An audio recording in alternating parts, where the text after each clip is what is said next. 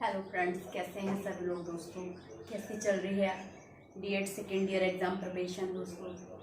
दोस्तों हम कोर्स 7 पर बात कर चुके हैं और आज का क्लास हम कोर्स 8 पर बात करेंगे। ठीक है, कोर्स 8 में देखेंगे most important units and topics. ठीक है, और उनसे रिलेटेड क्वेश्चंस पर बात करेंगे। ठीक है, तो दोस्तों जैसे कि हमने कोर्स 7 पर बात की थी, ठीक है, बहुत सारे फीडबैक्स आए लेकिन आप लोग क्वेश्चंस नहीं करते हैं, तो थोड़ा अजीब सा लगता है कि मैं इतनी मेहनत करती हूँ आपके लिए, क्वेश्चन प्रिपेयर करती हूँ, टॉपिक प्रिपेयर करती हूँ, तो आप लोग का कोई फीडबैक नहीं आता है, तो वो चीज़ सही नहीं लगती है। थोड़ा सा कमेंट आप कीजिए। कमेंट मैं नहीं कह रही, आप मेरे लिए कमेंट लाइक आपका कोई क्वेश्चन है, आपको अच्छा लग रहा है, नहीं लग रहा है, ठीक है ना, कुछ गलत है, कुछ सही है, ठीक है ना, आपके लिए ठीक है या नहीं है, कुछ नहीं बोलते। आप सेकेंड ईयर के स्टूडेंट हैं, आप फर्स्ट ईयर के तो है नहीं, सब कुछ जानते हैं। तो चलिए स्टार्ट करते हैं। यूनिट फर्स्ट देख लीजिए। शिक्षकों को शिक्षाविदों से लेकर शिक्षार्थी तक लेन देन में शिक्षक की भूमिका क्या है। ठीक है, ये टॉपिक आपका 5 नंबर के लिए मोस्ट इम्पोर्टेंट रहेगा। यूनिट 1 से शिक्षकों के लिए शिक्षाविदों से लेकर शिक्षार्थी तक लेन देन का मतलब ट्रांजैक्शन जो है वो है, ट्रांजैक्शन से शिक्षक की क्या भूमिका है। ठीक है, तो इसमें आपको शिक्षक की भूमिका बतानी है कि शिक्षक की क्या भूमिका रहती है। ठीक, 5 नंबर। क्वेश्चन 2 देखिए, सूक्ष्म शिक्षा 1.2 देखिए, सूक्ष्म शिक्षा से आप क्या समझते हैं। सूक्ष्म शिक्षा एवं दीर्घ शिक्षा में क्या अंतर है। माइक्रो टीचिंग और मैक्रो टीचिंग के बारे में इन्होंने पूछा है आपसे, इसमें क्या अंतर है। तो ये 5 नंबर में भी आ सकता है, 10 नंबर में भी आ सकता है। 10 नंबर में मोस्टली नहीं पूछा जाएगा, 5 नंबर में किसी एक को पूछ लेंगे और उसके अंतर को भी पूछ सकते हैं। पूछ लेंगे सूक्ष्म शिक्षण क्या है, सूक्ष्म से आप क्या समझते हैं, इसको परिभाषित करते हुए इसकी विशेषताएं बताइए। या फिर वो 5 नंबर में ये पूछ लेगा सूक्ष्म शिक्षण और दीर्घ शिक्षण में अंतर क्या है। ये पूरा क्वेश्चन यहाँ से 5 नंबर के लिए मोस्ट इम्पोर्टेंट है। और 2 नंबर में भी आपको सूक्ष्म शिक्षण को परिभाषित कीजिए और दीर्घ शिक्षण को परिभाषित कीजिए, 2 नंबर में भी आपसे पूछ सकता है। ठीक है, 1.3 से देखिए टॉपिक, शिक्षण की विधियां एवं दृष्टिकोण को समझाइए। यानी कि शिक्षण मेथड और वो पूछ रहे हैं और उसके अप्रोच क्या है। ठीक है, संदर्भ, अंतर, महत्व, इन तीनों को उन्होंने डिटेल में आपसे पूछेगा। 10 नंबर में आ सकता है ये क्वेश्चन आपको।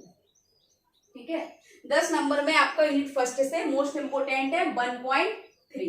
ठीक है, नेक्स्ट है यूडीएल क्या है, यूनिवर्सल डिजाइन फॉर लर्निंग। ठीक है, यूडीएल के बारे में आपने पूरा बताना है, 5 नंबर के लिए मोस्ट इंपोर्टेंट रहेगा। ठीक, यूनिट 2 पर आ जाइए दोस्तों। 2.1 पर्यावरण विज्ञान और सामाजिक विज्ञान। ठीक है, सामाजिक विज्ञान शिक्षण का महत्व और उद्देश्य, यानी कि पर्यावरण विज्ञान और सामाजिक विज्ञान के महत्व और उद्देश्य पूछे हैं, 5 नंबर के लिए मोस्ट इंपोर्टेंट रहेगा। ठीक, 2.4 देखिए, नियमित प्राथमिक विद्यालयों में शिक्षण में प्रौद्योगिकी का क्या उपयोग है। यानी कि टेक्नोलॉजी जो है उसका क्या उपयोग है, तकनीकी का क्या उपयोग है, प्रौद्योगिकी का आपको उसमें बताना है, उसका उपयोग बताना है। ठीक है, तो 5 नंबर के लिए ये भी मोस्ट इम्पोर्टेंट रहेगा। ठीक, अगर इसमें टीएलएम जोड़ देता, लाइक टीएलएम के साथ अगर ये जोड़ देता, ये क्वेश्चन अगर टीएलएम के साथ आता है, प्राथमिक विद्यालय में टीचिंग लर्निंग मटेरियल में प्रौद्योगिकी का क्या उपयोग है, तब आपको 10 नंबर में पूछा जा सकता है। लेकिन इसमें अगर इस तरीके से पूछेगा तो 5 नंबर के लिए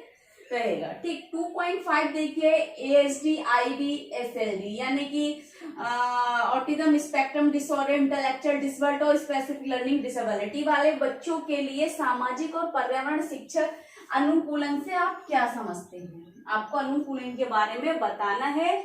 ये आपका 10 नंबर में इंपोर्टेंट रहेगा यूनिट 2 से। ठीक, नेक्स्ट देखिए यूनिट 3 पर बात करते हैं। 3.1 आ जाइए, दिन प्रतिदिन में रहने के लिए गणित शिक्षण की भूमिका और महत्व, 5 नंबर के लिए मोस्ट इम्पोर्टेंट है।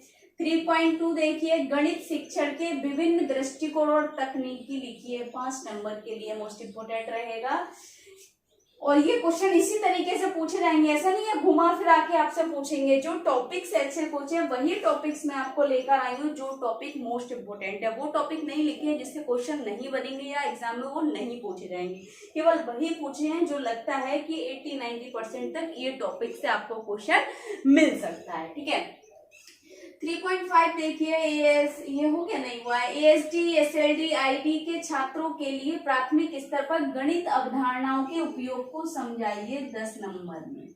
ठीक है, अगर वो केवल ये पूछता प्राथमिक स्तर पर गणित अवधारणाओं के उपयोग को समझाइए तो 5 नंबर का होता, लेकिन उसने स्पेसिफिक सभी पूछे हैं, सभी जो कंडीशंस हैं उन सबको पूछा है। ठीक, यूनिट 4 पर आ जाइए। 4.2 प्राथमिक कक्षाओं में निर्धारित पाठ्यक्रम पर आधारित अंग्रेजी शिक्षण से आप क्या समझते हैं? किसमें? प्राथमिक कक्षाओं में निर्धारित पाठ्यक्रम पे जो आधारित है अंग्रेजी शिक्षण से आप क्या समझते हैं, इसके बारे में बताना है। तो ये आपका 5 नंबर का रहेगा। 4.3 देखिए, अंग्रेजी शिक्षण के लिए उचित तकनीक और TLM का उपयोग करने का क्या उद्देश्य है? 5 नंबर का है। 4.5 देखिए, वही ASD ID SLD वाले बच्चों के लिए समावेशी कक्षा में अंग्रेजी शिक्षण में अनुकूलन 10 नंबर में ये पूछ सकता है। ठीक है, 5 पर आ जाइए, उसके बाद डिस्कस करेंगे मोस्ट इम्पोर्टेंट के लिए। 5.1 देखिए, दैनिक जीवन में क्षेत्रीय भाषा के शिक्षण की भूमिकाएं क्या क्या हैं और उनके क्या महत्व है। दैनिक जीवन में क्षेत्रीय भाषा और शिक्षण की भूमिकाओं का क्या महत्व है? 5 नंबर में हो सकता है इसकी एक परिभाषा पूछ ले आपसे। ठीक है, 5 फिर देखिए 5.3 अध्ययन कौशल एवं संदर्भ कौशल क्या समझते हैं, इसके अंतर लिखिए 5 नंबर के लिए, यानी कि 5 मार्क्स के लिए इंपोर्टेंट रहेगा। 5.5 देखिए, वही आ गया ASD SLD ID वाले बच्चे के लिए सीखने की क्षेत्रीय भाषा की सुविधा क्या होनी चाहिए, 5 नंबर की। अब हम बात करते हैं, हमने टोटल पता चल गया ये हमारा मटेरियल है, इतने टॉपिक्स है, इनसे रिलेटेड जो क्वेश्चन बन रहे हैं इस तरीके से क्वेश्चन प्रिपेयर हो रहे हैं।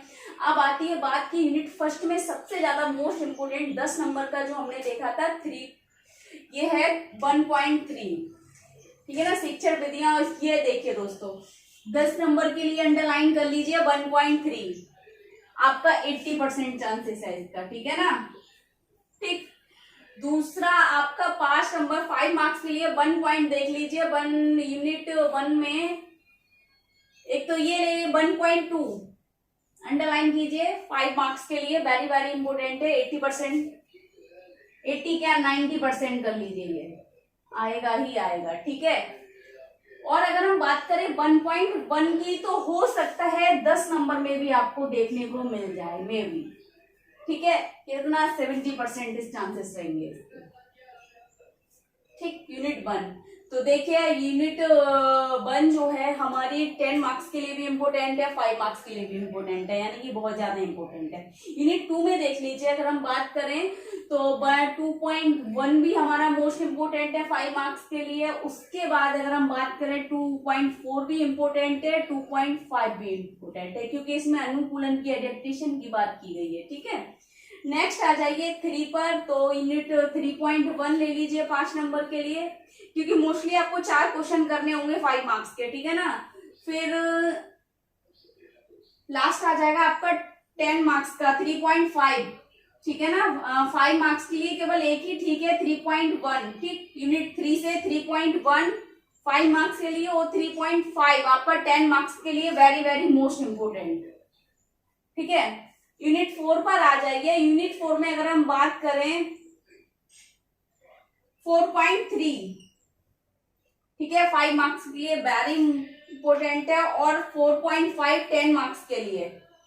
4.5 अंडरलाइन कीजिए 10 मार्क्स के लिए। ठीक है, यूनिट 5 पर देख लीजिए 1.1, ठीक है, 5 मार्क्स के लिए।